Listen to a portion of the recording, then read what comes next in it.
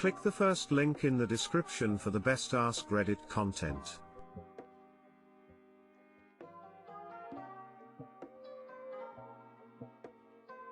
Today I fucked up by vaping pee. Not using an alt because I don't really care. Today I took a long shower before getting ready for work. I decided to pee before heading out, so I ran to the bathroom for a quick pee. As I was buttoning my pants, my disposable vape fell from my front jeans pocket into my fresh morning urine. I stood there in shock, unable to move or comprehend how to resolve my situation. I fished the little guy out of the warm piss water and wrapped it in a towel. A little while later I had forgotten about the whole ordeal and I took a few hits from it. I ended up dropping it again, but this time the bottom fell off. Figured I'd inspect the insides to see if I fucked it up. When I pulled out the innards, the wicking was completely filled with piss. PISS. I'd been inhaling piss for at least 30 minutes. Too long, didn't read, dropped vape in toilet, proceeded to vape piss water.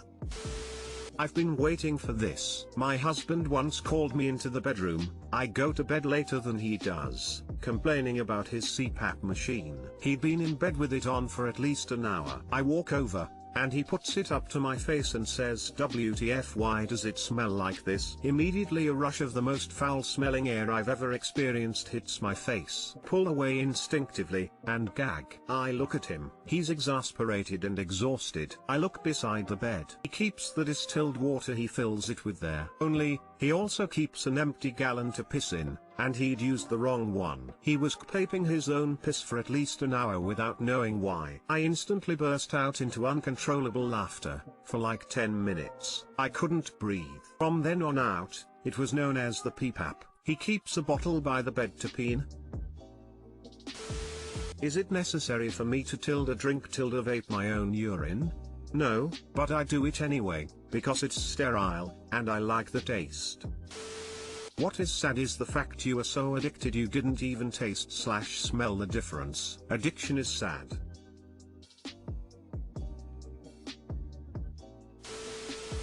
Can't say that's common. Hope you got another vape. That's rough, buddy. Today I fucked up by using a lovely American bathroom stall before a flight. Though this fuck up is pretty damn embarrassing. Obligatory, this didn't happen today but last year, and it still haunts me. I was scrolling through Reddit while taking my morning juice, and came across a post about a European bathroom stall, aka no awkward gaps, proper door length, and overall general comfort while getting down to business, and had a little PTSD flashback to the most embarrassing shit I've ever taken. I was traveling back home from Miami and was struck with a savage need to take a shit as we were going through security. Now this wasn't just any shit, this was a pissed off stomach from numerous days of Cuban food, seafood, and booze, and of course my pissed off stomach volcano decided to wait until I'm in line for security to try to erupt. I tried to keep it together and not look sketchy, but it probably looked like I was muling a kilo of coke up my ass with how much I was squirming, fidgeting, and sweating. So naturally, TSA flags my bag,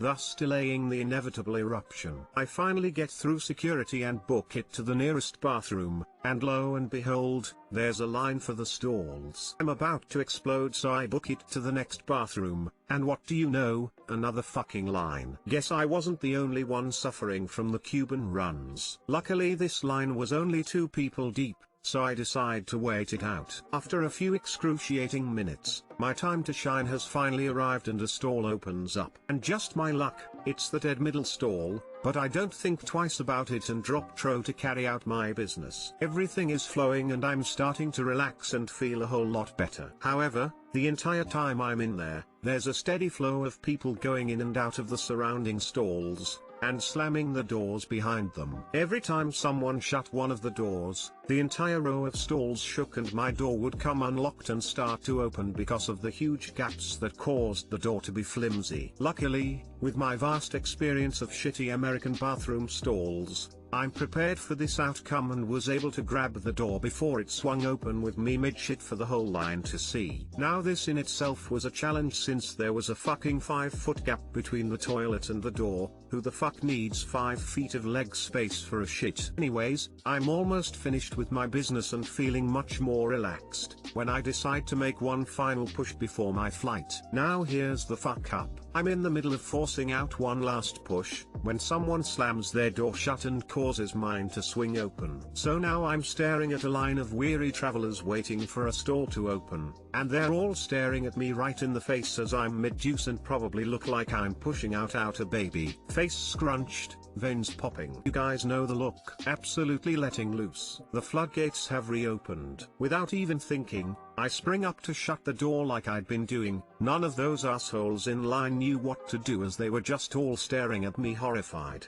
And lo and behold, I shit all over my pants as I stood up to shut the door. Everyone got a full shot of my swinging meat stick and giblets, while spraying a full stream of shit on my pants and the floor. I'm fucking mortified, and try to clean up as best I can and get the hell out of there as quickly as possible. I get to my gate, don't see any of the guys from the bathroom line that witnessed me airstream a load onto my pants and the floor, and start to relax a little. My boarding number is called, I get on the plane, and take my seat in anticipation of getting home to forget about this shitstorm. And wouldn't you know it, after a few minutes the middle seat is taken by the guy directly behind me in the bathroom line. He sees me, looks quickly away, and doesn't say a word about the incident, but I noticed he didn't touch the middle armrest. Who doesn't use both armrests in the middle seat? And it seemed like he was trying to breathe out of his mouth the whole flight. Most awkward flight of my life. So thanks for that flashback this morning, random European Redditor. Maybe one day America will get our shit together and install proper bathroom stalls where we can poop in peace. TL/doctor, had to take an explosive deuce at the airport. Bathroom stall door swung open mid-shit, got up quickly to shut it and deuced all over my pants and the floor. Guy in line behind me sees the whole thing and ends up in the fucking seat right beside me. Longest flight of my life.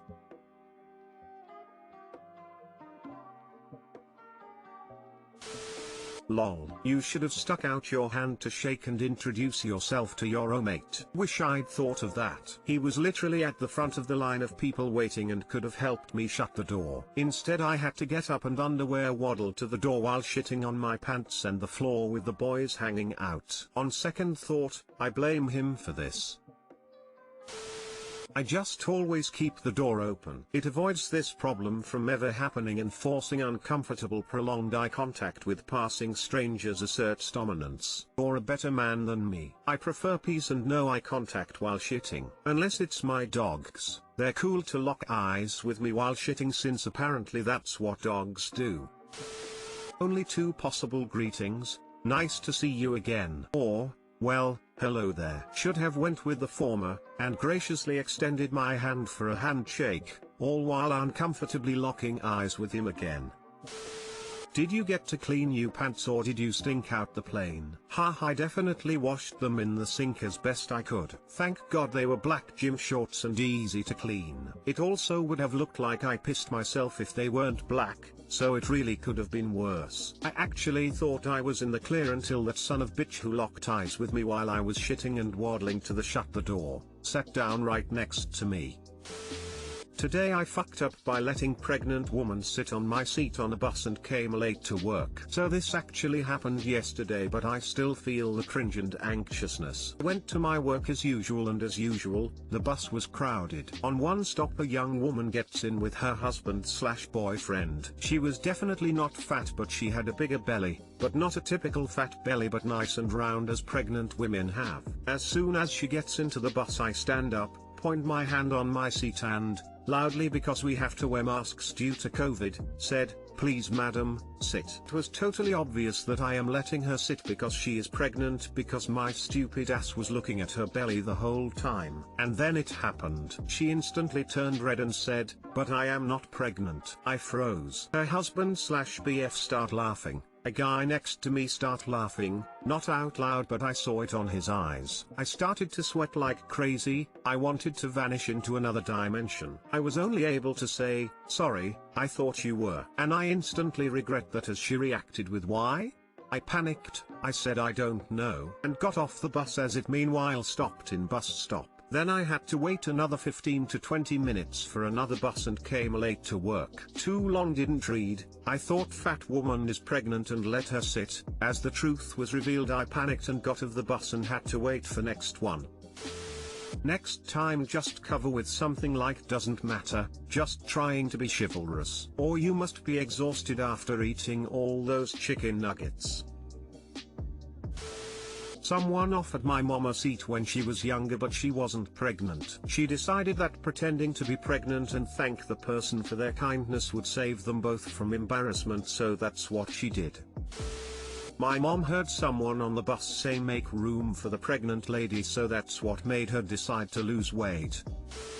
On behalf of pregnant women, I thank you for offering your seat. I rode public transportation when I was pregnant and it was horrible. Dizziness, nausea, feeling faint, especially in the early part when it wasn't clearly obvious if I was pregnant or just gained weight. That was when I needed to sit the most, but no one offered a seat during that time. And I never would ask for a seat. It's really unfortunate they couldn't recognize the gesture as a courtesy and just graciously accept or politely decline.